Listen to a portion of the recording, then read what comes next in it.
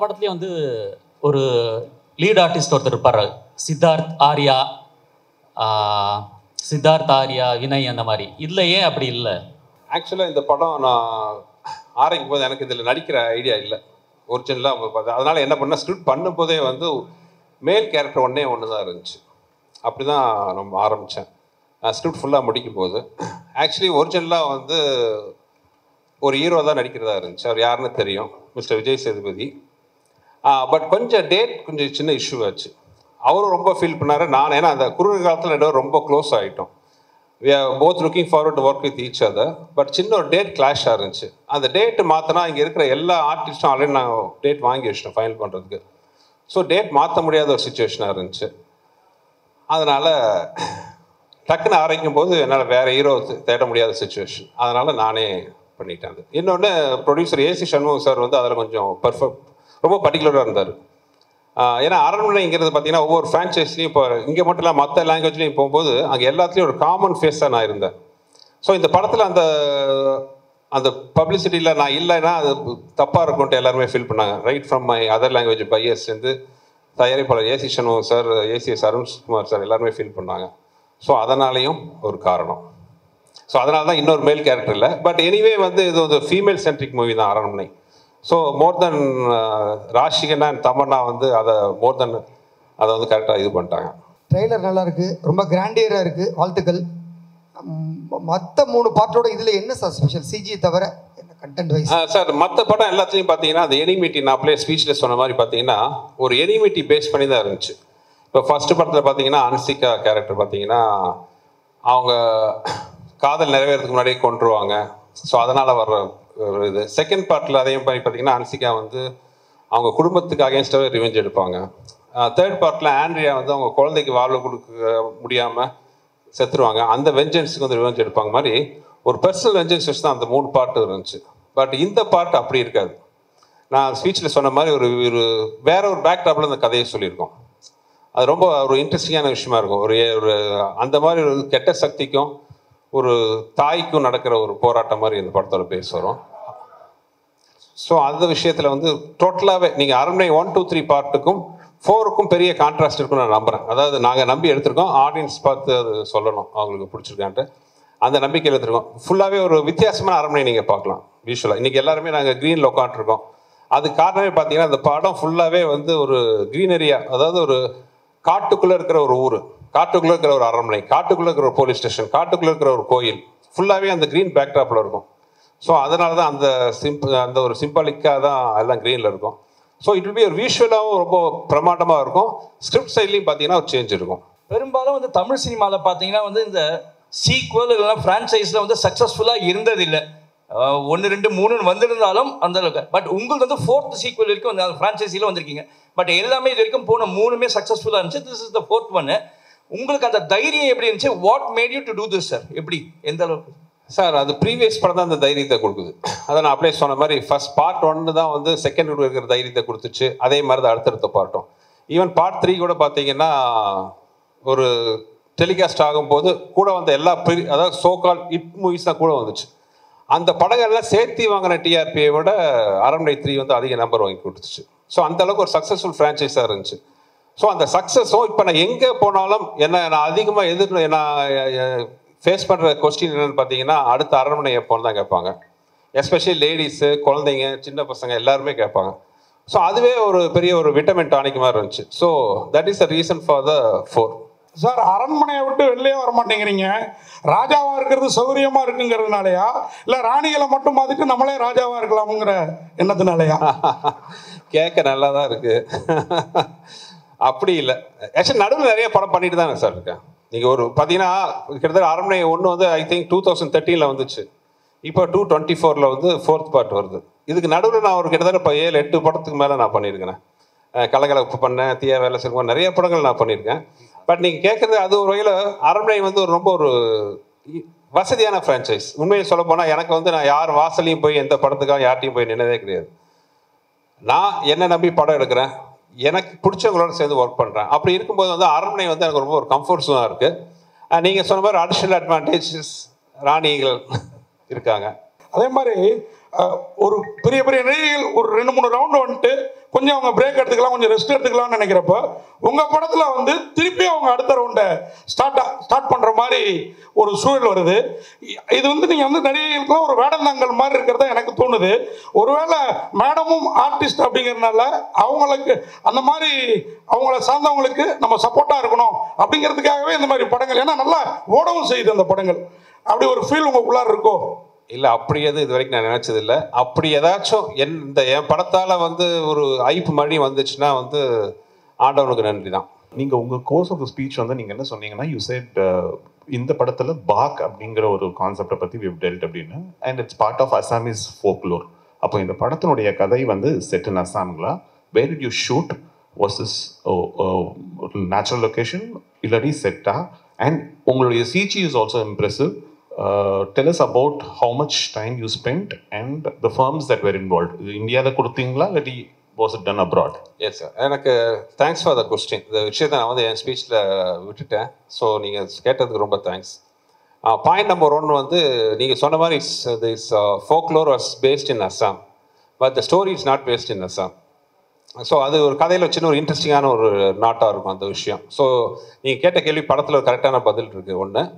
Second வந்து எனக்கு சில விஷயங்கள்லாம் ரொம்ப ஒரு பிடிவாதமாக இருப்பேன். அதாவது ஒரு விஷயம் என்னென்னா, மக்கள் தலைவர் எம்ஜிஆர் சாங்கில் கேட்குற மாதிரி, என்ன வளம் இல்லை இந்த திருநாட்டில், ஏன் கையை ஏந்த வேண்டும் வெளிநாட்டில்ங்கிற மாதிரி நம்ம ஊரில் இல்லாத டேலண்ட் எங்கேயுமே கிடையாது. நீங்கள் பார்த்தீங்கன்னா நிறைய ஃபாரின் ஹாலிவுட் மூவிஸ் எல்லாம் கூட பார்த்தீங்கன்னா இங்கே தான் சிஜி ஒர்க் கொடுத்து பண்ணுறாங்க, ஆனால் கம்பெனிஸ் பேர்லாம் அவங்க மேலே தான் வருது. இந்த படம் முழுக்க எனக்கு என்னன்னா, ஒரு விஷயத்தில் ரொம்ப உறுதியாக இருந்தேன். இந்த படத்தில் பண்ணுற சிஜி ஃபுல்லாகவே நம்ம ஊரில் தான், நம்ம ஊர் டெக்னீஷியன் வச்சு பண்ணவங்களும் ரொம்ப குறியாக இருந்தேன். படம் பார்த்து நிறைய பேர் என்கிட்ட கேட்டாங்க, நீங்கள் கேட்ட மாதிரி நீங்கள் பார்க்காம கேட்டீங்க, ஆனால் பார்த்தவங்க கூட சில பேர் கேட்டாங்க, எந்த கண்ட்ரியில் பண்ணீங்க, எந்த கம்பெனியில் பண்ணீங்கன்னு. இது முழுக்க நான் சென்னையில் தான் நம்ம ஊர் டெக்னீஷியன் வச்சு பண்ணேன். அவ்வளோ பிரமாதமாக இருக்கும். இந்த கிளைமாக்ஸ்லாம் சில போர்ஷன்ஸ்லாம் பார்த்தீங்கன்னா வந்து நீங்கள் வந்து இந்த படத்தோட முக்கியமான சக்ஸஸ்ஃபுல்லான விஷயம் நாங்கள் சிஜியில் பார்த்த விஷயம் என்னென்னா, நிறைய இடத்துல உங்களுக்கு எது சிஜி எது ரியல்னு ஃபீல் பண்ண முடியாத அளவுக்கு ஒர்க் இருக்கும். ஸோ அதுவே இப்போ ஒன்றும் இல்லை, இப்போ தமனா ராஷிகனா சாங் பார்த்தீங்க, அந்த சாங்கில் கிட்டத்தட்ட பேக்ரவுண்டில் ஒரு 70% வந்து சிஜி தான்.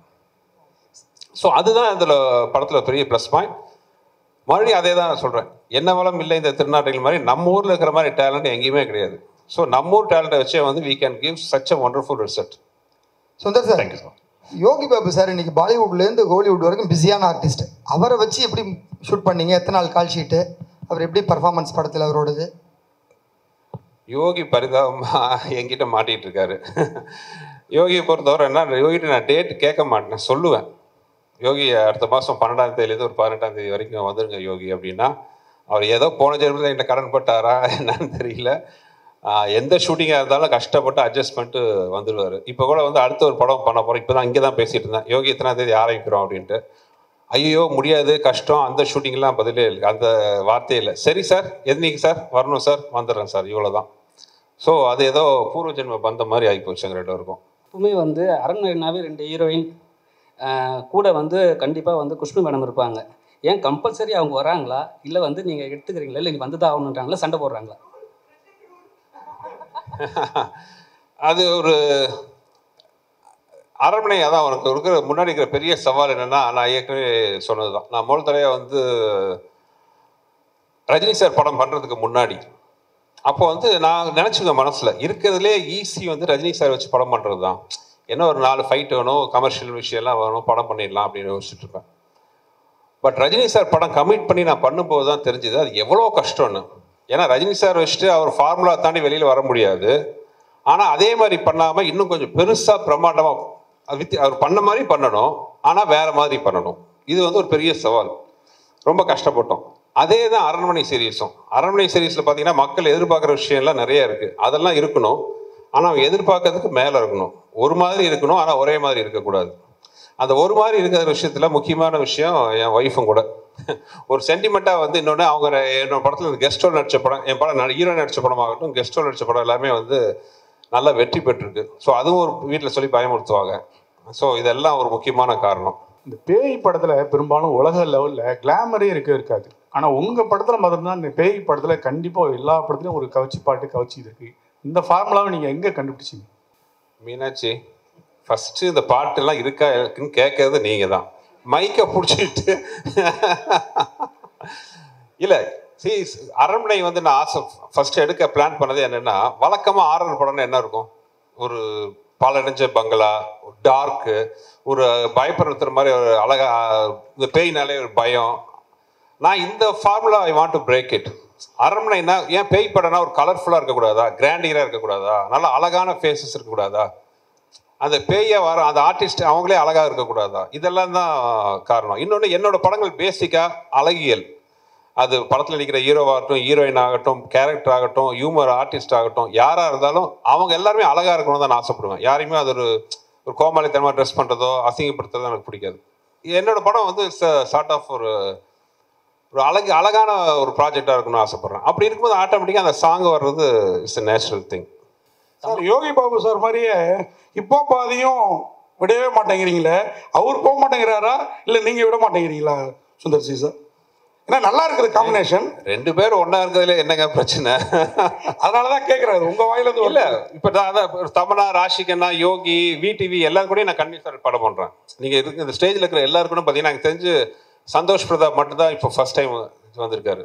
இனி அவரும் பார்த்தீங்கன்னா எல்லா படத்துலையும் வருவார். எனக்கு அந்த கம்ஃபர்ட் ஜோனுங்கிறது ரொம்ப பிடிக்கும்.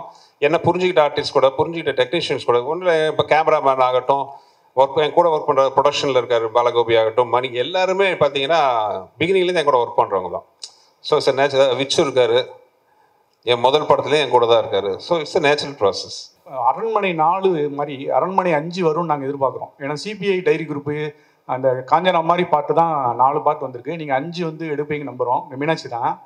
எங்களுக்கு ஒரே ஒரு கேள்வி, அந்த அரண்மனை 5வது இந்த மாதிரி விழாவுக்கு ஃபங்க்ஷனுக்கு தயாரிப்பாளர் இருக்கிற குஷ்பு மேடம் வந்து ஒரு மத்திய அமைச்சராக வருவாங்களா? போலீஸ் ப்ரொடக்ஷன், ஒரு பெரிய பாதுகாப்பு, இது அதற்கான வந்து யோகம் இருக்கா? அதுக்கான வாய்ப்பு இருக்கா?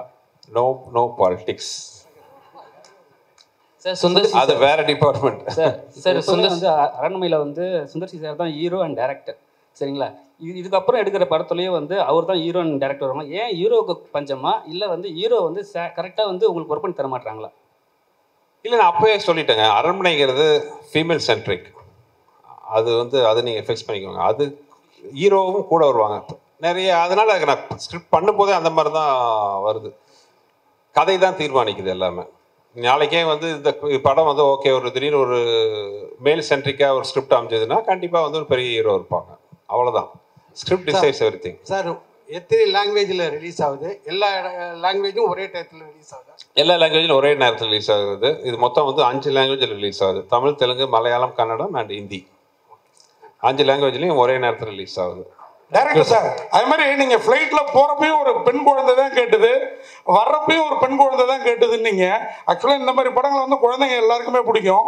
ஏன் எங்களை மாதிரி ஒரு சைல்டு வச்சு ஆண் குழந்தைங்க யாரும் கேட்கலையே, அவங்கள்ட்ட படம் எப்போ பண்ணுவீங்க? அது நான் அப்படி செட்டப் பண்ணல. போகும்போது பொண்ணு செட்டப் பண்ணியிருந்தா போகும்போது பொண்ணு, வரும்போது ஆம்பளைன் வரும்.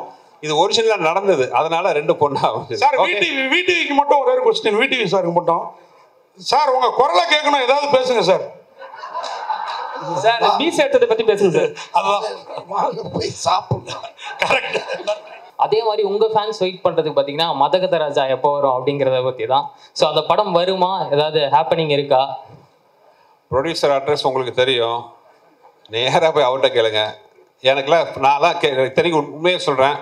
அந்த படத்தை காசு கொடுத்து நாங்களே வாங்கிக்கிறோம். நானும் விஷாலை கூட கெஞ்சி பார்த்துட்டோம். 2013 பண்ண படம் இப்போ வந்தாலும் அந்த படம் அவ்வளோ என்டர்டெயின்மெண்ட்டாக சூப்பராக இருக்கும்.